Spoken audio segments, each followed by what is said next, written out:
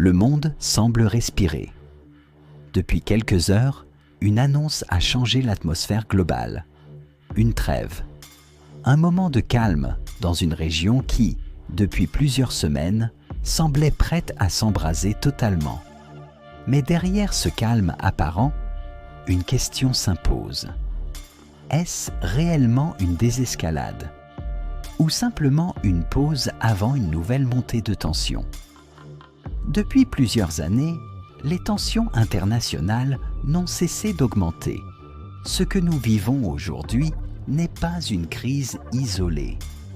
C'est une accumulation de rivalités, de conflits, de stratégies politiques, économiques et militaires qui redessinent progressivement l'équilibre du monde. Et au cœur de cette situation se trouve une région clé, le Moyen-Orient, une zone stratégique, une zone fragile, une zone où chaque décision peut avoir des conséquences à l'échelle mondiale. Ces derniers jours, la tension a atteint un niveau particulièrement élevé. Les menaces se sont multipliées, les positions se sont durcies, les acteurs régionaux et internationaux ont commencé à se rapprocher dangereusement d'un point de rupture. Et au centre de tout cela, un point précis, un passage étroit, mais essentiel, le détroit d'Ormuz, un corridor maritime, une voie de circulation stratégique. Par cet endroit transite une part énorme du pétrole mondial. C'est un passage vital pour l'économie mondiale, un point de passage que surveillent toutes les grandes puissances. Lorsque ce détroit est menacé, ce n'est pas seulement une région qui tremble, c'est le monde entier. Les prix du pétrole montent, les marchés s'agitent, les investisseurs paniquent, les gouvernements s'inquiètent, car derrière l'énergie se cache la stabilité économique globale. Et lorsque la tension a atteint ce point, le monde a retenu son souffle. Les scénarios les plus inquiétants ont commencé à apparaître. Un blocage du détroit, des attaques maritimes, une confrontation directe, une escalade militaire incontrôlable. Tout semblait possible. Et puis, une annonce rapide, presque inattendue. Une trêve, un accord temporaire, un ralentissement soudain de la pression. Immédiatement, les marchés ont réagi. Le pétrole a commencé à reculer. Les tensions ont semblé diminuer. Un sentiment de soulagement s'est installé. Le monde a respiré. Mais est-ce suffisant? Car une trêve n'est pas une solution. C'est une pause, un moment suspendu. Et parfois, une pause peut être trompeuse, car rien, dans le fond, n'a réellement disparu. Les tensions sont toujours présentes. Les intérêts sont toujours opposés. Les rivalités restent intactes. Les stratégies continuent d'exister, dans l'ombre, silencieuses, mais actives. Et c'est là toute la complexité de la situation actuelle. Car ce que nous voyons n'est qu'une partie de la réalité. Derrière les annonces, derrière les discours, derrière les images, se joue le déséquilibre beaucoup plus profond. Aujourd'hui, les grandes puissances avancent leur position, sans forcément s'affronter directement, mais en se préparant, en observant, en anticipant. Les États-Unis, la Russie, la Chine, mais aussi d'autres acteurs régionaux.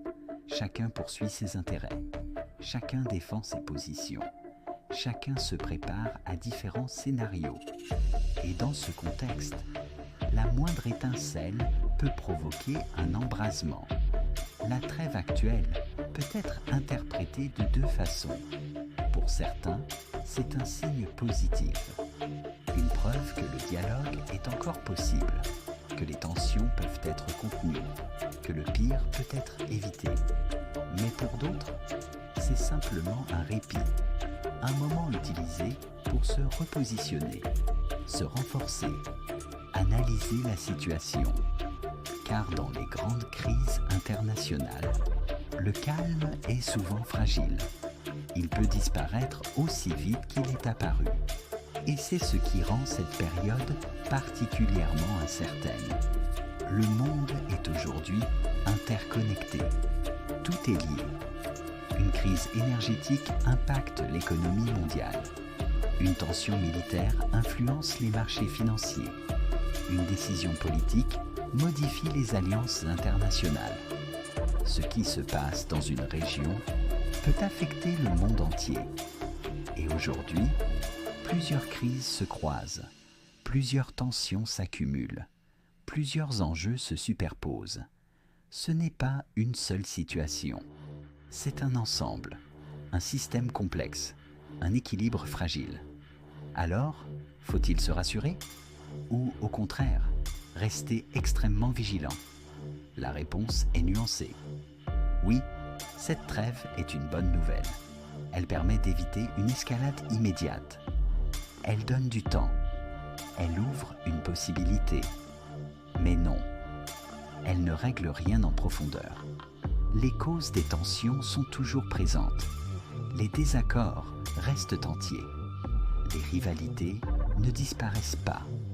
Elles évoluent. Elles s'adaptent. Elles se transforment. Et parfois, elles deviennent encore plus difficiles à comprendre. Aujourd'hui, nous sommes dans une phase de transition.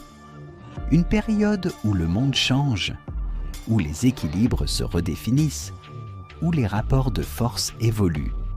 Et dans ces moments-là, l'incertitude est maximale. Personne ne peut dire avec certitude ce qui va se passer.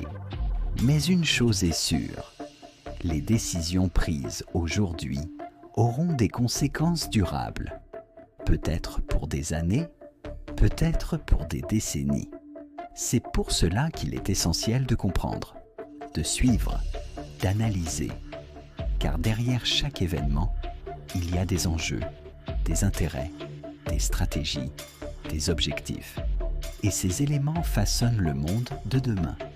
Alors, cette trêve est-elle un véritable tournant ou simplement une illusion temporaire? Un moment de calme avant une nouvelle phase. Seul le temps nous le dira. Mais une chose est certaine, le monde est en mouvement. Et ce mouvement ne fait que commencer. Dans les prochains jours, dans les prochaines semaines, tout peut évoluer. Tout peut basculer. Et c'est précisément ce qui rend cette période si importante.